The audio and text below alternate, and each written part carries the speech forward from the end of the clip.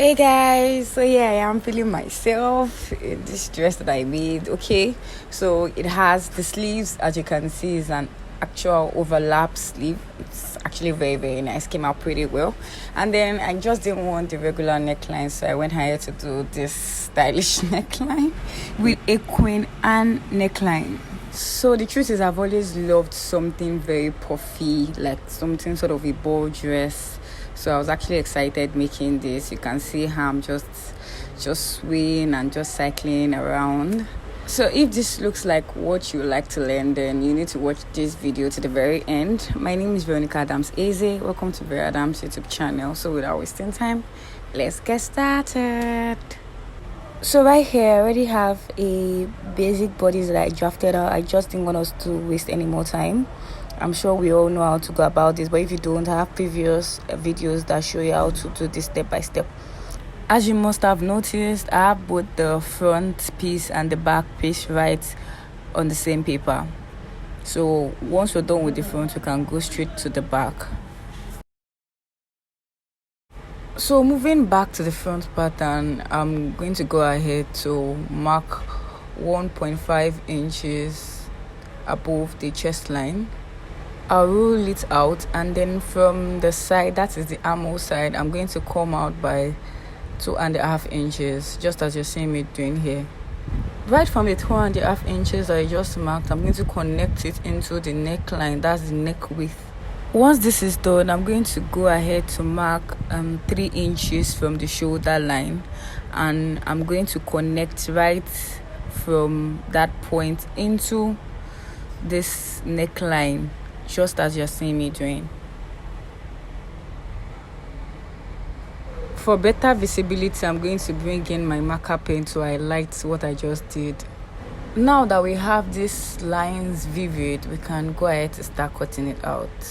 Make sure that you follow exactly how I'm cutting it out so that you don't end up making a mistake while you're doing yours.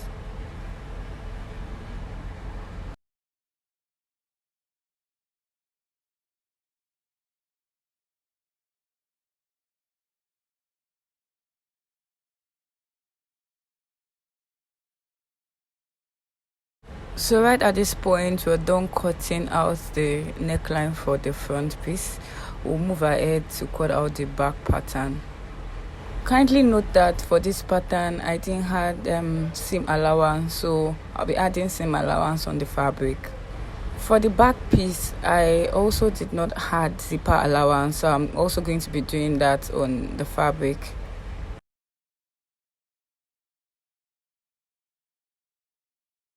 So now that we're done cutting the front and the back piece, we can move on to the fabric. So right here I have 4 yards of Ankara fabric, and then the length of the Ankara is about 45 inches. So I'll go ahead and slash it. This is because the dress has 2 sides, the upper part and the lower part. So the upper part is 16 inches, that's from the shoulder to the waist is 16 inches. And I want the length of the dress to be 42 inches. So that means when you take away 16 from 42, and that's 26 inches plus 1 inch. That 1 inch will be the joining to the upper bodies, then half inch to fold it at the hem. Now that the length of the lower bodies is sorted, we need to use the remainder of the fabric to cut out the upper bodies. Here is the remainder of the fabric, and it's also still 4 yards, so I'm going to just fold in what I want here, since we already have a pattern paper to guide us. So I'll go ahead and place the pattern paper right on the fabric. Don't forget that we need to add seam allowance to this, so I'll go ahead to add 1 inch seam allowance to the side and half inch all around, except for the armhole. I'm not going to add any allowance to the armhole. Once this is done, I'm going to go ahead to cut it out.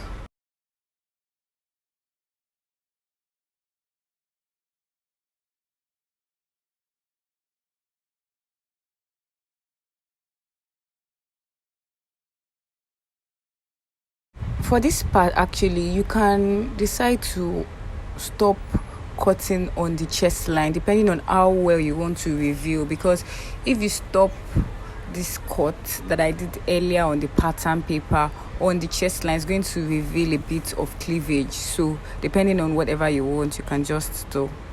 So right here I've also gone ahead to fold the fabric so that I can cut the back, and then I'm going to go ahead to add seam allowance as on the side as well as the zipper allowance. And once this is done, I can go ahead to cut it out.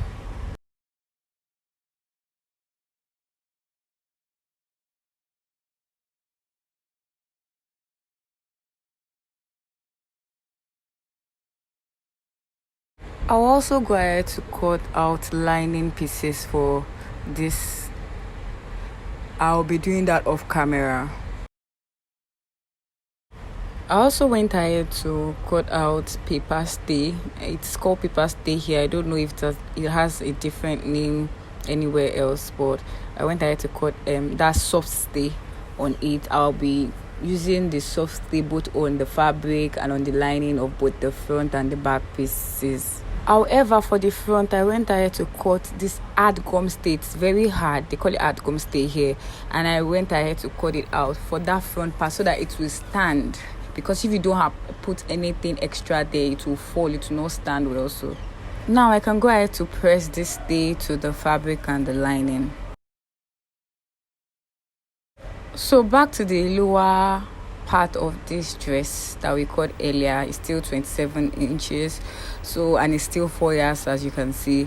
I'll go ahead and run a gather stitch here and bring it back to show us. But before we do that, here is the net that I'll be using, hard net that I'll be using for this dress to make it come out nice. And I got 1 yard of it. But remember that this net, the length is over 60 inches, so I also cut it around the length so that I can join it.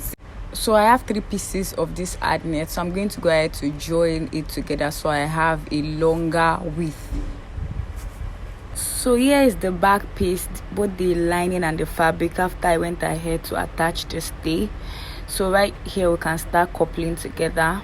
But first thing first, I'm going to go ahead to sew down the dart. Remember that we added dart to the pattern paper.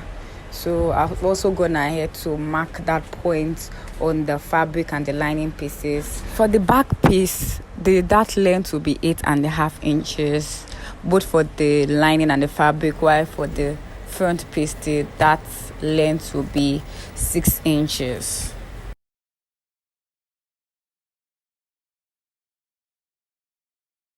Now I'll take this to the sewing machine and sew the darts down on both the fabric and the lining of both the front and the back pieces. So here is what it looks like on the wrong side and on the right side as well. So the next thing is to join the fabric to the lining. So I'm going to be starting with the front piece. Right side of the fabric facing the right side of the lining, I'm going to attach these two together, and I'm going to use pin to hold it down around the neckline area. I'll also bring in the back piece, and I'll also go ahead to match the right side of the lining and the right side of the fabric together and sew it around the neckline for both pieces. Here is what the front piece looks like after I was done sewing, and I also went ahead to put notches all around so that it will lay flat on the right side. So this is it, the right side without ironing. I've not even started ironing, and see how it's already laying flat. So right here is the back piece. I also went ahead to run a top stitch. Next thing is to turn this back piece along the zipper area. So I'm going to put the right side of the fabric and the lining together and pin it down as you are seeing me doing. I'll run a stitch right at that side. I also take the side of the back and also run a stitch there so as to turn the side. So here it is after sewing down. I'll go ahead and turn it to the right side. I'll repeat the same process for the other piece as well, and then I can take it to the ironing table to iron it flat. Here is what the front piece looks like after I was done ironing. So I'll go ahead to also turn the front piece on the sides, both sides, just as I did for the back. This means that you have to put the right side of the fabric and the right side of the lining together. match them together and run a stitch. Now that this is done, I'm going to turn from the wrong side to the right side, and here is what it looks like. You can actually see that it's very, very neat, both on the wrong side and on the right side. So I went ahead to join the pieces of the back together, but actually used a loose stitch since that's where the zipper is going to be, so we're still going to loosen it at the end. So right here is the lower piece that we called earlier, and I've already gone ahead to run a gather stitch. So right here I'm going to go ahead to be gathering it together. I'm going to be drawing the lower thread slowly. You have to be very careful, especially when you have a lot of fabric to work on. You have to be very careful so that it doesn't end up cutting, because when the fabric cuts, the gathers effect would actually go off, so you wouldn't have a gathers at the end of the day. So you have to pull slowly and gradually. You know, this old foyard piece actually has two sides, so if I pull the thread on one side for a long time and I've done a lot of gathers, I'll also move to the other side, so it makes it easier that way. If I'm being honest, at the end of it, I actually had the thread break, yes, while I was trying to pull. So, but thank God that I was almost done at that point. I was able to manage it. But as a beginner, you might not know how to manage it, so you need to be very, very careful. So right here is the point at which the thread broke. So I'll have to manually put in the gathers myself. Please, it is important to take note that while you are trying to do your gathers, you're also measuring so that you do not go above or below your measurement. So I'm trying to check in with my measurement. So if it is too much, you can do more gathers. If it is too small, you can actually adjust the gathers. So right here I have barely 27 inches and I need 28 inches because the waist measurement is 26 inches and I need 2 inches for the zipper. So the next thing I'll do is to join the front and the back piece on the shoulder. I'm going to put it together, right side facing right side, and stitch it down by 1/2 inch. I'll go ahead and repeat the same process for the other side as well. I'm using pins to hold it down so that it will be easy for me to sew it down. I can now take it to the sewing machine to sew it down, and here's what it looks like after I was done sewing. See how it looks on the wrong side and on the right side. Next thing is to go ahead and take the measurements. So I'll go ahead and take the bust measurement, the under bust measurement, and the waist measurement, and I'll go ahead to stitch it down. The bust measurement I'm working with is 34 inches, under bust 30 inches, waist measurement is 26 inches. I've gone ahead to sew it down, and here's what it looks like. This is the right side. The next thing is to open up this back area where the zipper is going to be. So you can see how neat the wrong side is. Now I can bring in the gathered parts, and here it is. I have 28 inches rather exactly. So I'll go ahead and bring the upper bodies and place it to see that it fits properly. So seeing that this fits properly, I can go ahead and take it to the sewing machine and stitch down using 1/2 inch. So here is what it looks like after I was done stitching down. You can see that this dress is actually very, very full. You can see how full the gather effect is. So depending on the size that you're working, remember that I was working with a 26 inches waist and I used 4 yards.